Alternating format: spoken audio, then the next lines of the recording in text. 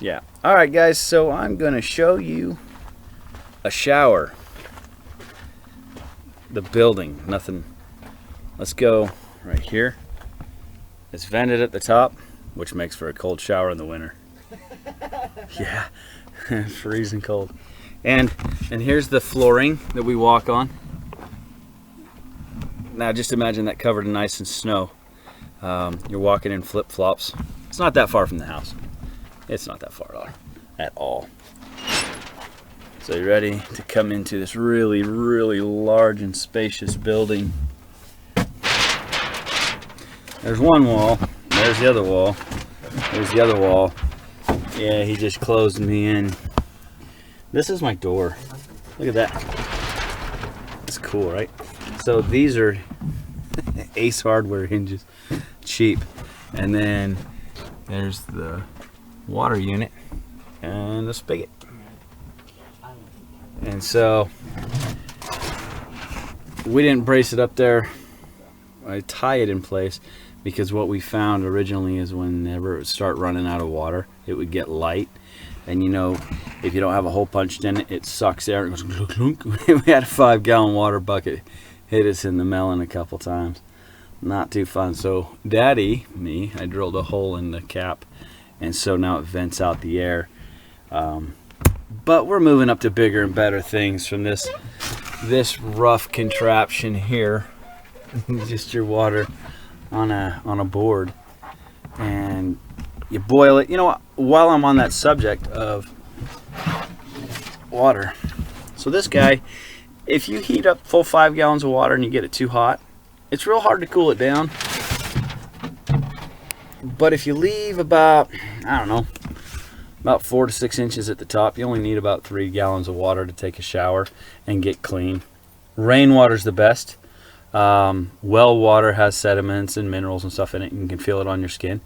But rainwater, nothing in it. It's the cleanest shower you'll ever take.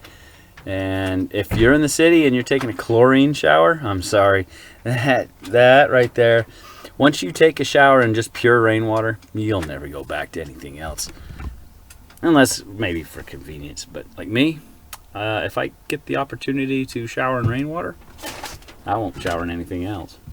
Besides, it's free. Doesn't cost you a cent. Just a little bit of time to catch it and put it in a bucket to put it over your head.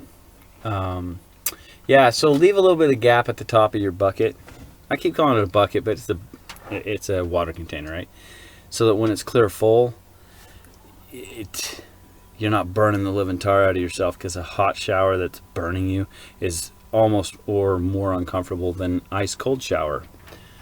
So you leave a little bit so you can add some cold water to cool it down to the temperature you like. And by the time you're done, usually you're into it about 5 gallons. Go slow. Once you're cleaned up, if you got a big family, you only need about 3 gallons, 2.5, 3 gallons to take a shower. You get everything all wet, you lather up, then you rinse off. You make sure you rinse off good. And then you shut it off, and the next person is up. You know, have them already lined up, ready to go. If you're by yourself, or if you went out of your way to bring extra water just for the shower, you can do a full 5 gallons. And that's probably one of the most pleasant experiences ever, out in the mountains, taking a nice hot shower in the middle of nowhere, and water you've captured yourself.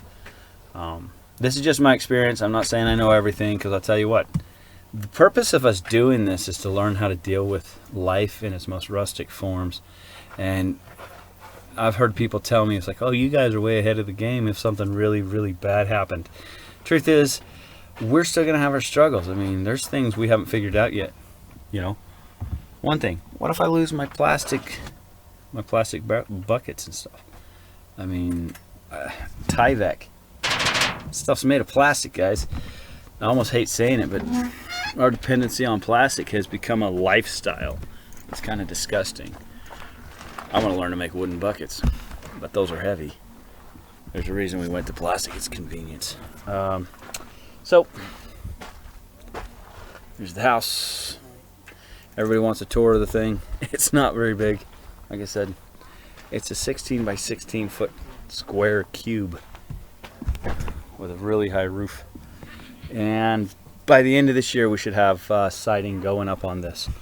I don't know if I've showed you the shower that we're building. I say we because my boys are helping me. We've built it twice now. The first time before we got the sheathing on it, it collapsed and fell down when we were lifting it up. We put the let's put the double top plate on it up here, and I nailed it in from the top, but we had laid it down on its back side. So imagine this angle and lifting it up, and I told my sons to lift, and one of my sons got scared that it was going to come up too fast, so he hung on it and he pulled it apart and he pulled it down on top of himself, and instead of backing up he tried to catch it, and it was like a bunch of toothpicks, big toothpicks coming down on him. He got thumped in the head pretty good. I'm glad there was no injuries, but following instructions lift, not I don't know, I wasn't real happy with him, but I'd let it go. Lesson learned. He won't do that again. When Daddy says lift, he'll lift. So this is an 8 by, it's 4 feet. It's 4 feet this direction here, and then it's 8 feet. Let me see if I can do this. Just do this simple. 8 feet from this direction all the way to the end, all the way back here. It's 8 feet. It's nothing more than plywood, the dimensions of a piece of plywood, and then I went a single bottom plate and 24 on center. It's 24 on center because I didn't expect it to be holding a lot of weight. However, up here on top, I'm going to be putting some a water system. So we'll pump the water up on top and then let gravity do its job as it's heated to run down on us. And when I do that, I am definitely going to reinforce the floor. I'm going to probably go 4x4s because this thing's going to be able to be trailer transported and moved. But also, that's in the floor, but also up above our heads. No, nobody wants a 55-gallon barrel of water busting through on your melon. Bad things will happen there. I think it's around 860 pounds. I don't know, 8.8 pounds for every gallon of water. Correct me if I'm wrong. But for 55 gallons, that's 440, I think it is. Might be a little more than that. But that's what we got going on, guys. A lot of work. I mean, I got other things going on besides just this. I don't have a job, but I do have school, and I am building a business. People are like, how do you build a business without a job? I've already got money put aside to put me through school. I saved that money up. So all this has taken a lot of planning. We'll say from 2007 till now has been kind of the planning phases. We kind of realized what we wanted. We didn't want the regular, everyday 9-to-5 job, working for a boss I couldn't stand. You know what? And some of my bosses have been real good, real good to my family and what have you. But I've always felt unsettled and wanted my own thing. And I had a buddy call me from Utah and say, "Hey, come out to us out here in Idaho." And so I come out, and I get here, and they have the worst winter ever. And I build an off-grid cabin, and I'm living in this cabin in this winter. And holy cow, it was work, guys. I mean, it was work nonstop. And when you're working every day, 24/7, trying to keep the roof over your head, food in the building, keeping warm, and then starting to troubleshoot all the problems you start having, you're busy. You don't have time to shoot videos and make a TV show.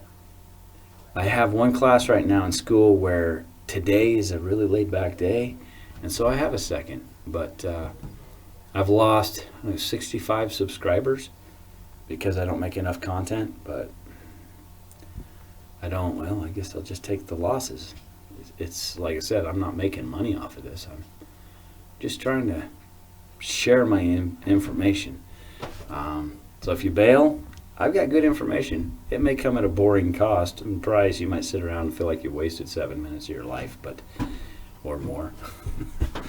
But when I build something cool and I share the idea, because that's all, I'm sharing the idea, not the how-to. If somebody wants a how-to, go ahead and tell me, hey, we want to see how you do it. And I don't have a problem building another one of these. This is not hard, guys.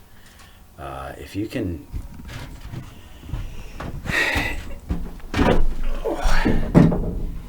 if you can swing one of these, okay, not trying to sell anybody on this, but I love this hammer. It's a 23-ounce hammer. Some people like a lighter hammer. And when I swing the hammer and I hit that nail, I like it to go in. I don't want to be tap, tap, tap. I just whap and it goes in. Another thing, where's the tape measure at? Everybody knows what the tape measure is. I don't even know that I need to show a tape measure. But a good quality tape measure, I like mine to be 25 feet. Hang on one second. Don't want to brand. Okay, I like mine to be a 25-foot tape measure. Or 35. I found a bigger one. If you know how to use that and a saw, you can build this. Especially if you're not into cutting a whole lot. Just make sure you get 6-foot 2x4s and not like 12 feet. Otherwise the thing is going to be like this. It's going to be a tower, and 2x4s aren't always straight. There are little tricks of the trade as to how to get them to straighten out and look nice. But I'll show you, even I'm not the best carpenter. This 2x4 here has a whoop-de-woo in it. It kind of has a bow this direction. And all right, I'm gonna cut the really fun video we're doing here. I have no idea what that stain is. I think it's oil or something, but it's a scrap piece of plywood that we had left over. We overcompensated for the amount of wood we needed for the floor in the house, or the cabin. It's not really a house, it's a cabin. So I had it left over, but it come in handy for this project. So I'm really looking forward to this shower. I told my wife this is how big I wanted our house. I always build like 5 or 6 of these as shelters, and she's like, no. So she built that big thing. I'm glad we did, because I would have went nuts in this little thing in 6 feet of snow. Like a coffin or something. Yeah, so. All right, guys. I'll catch up with y'all later. Sorry this isn't the most entertaining video ever, but it is what it is. I got a mosquito trying to eat my head. So, all right. Like, subscribe, and comment.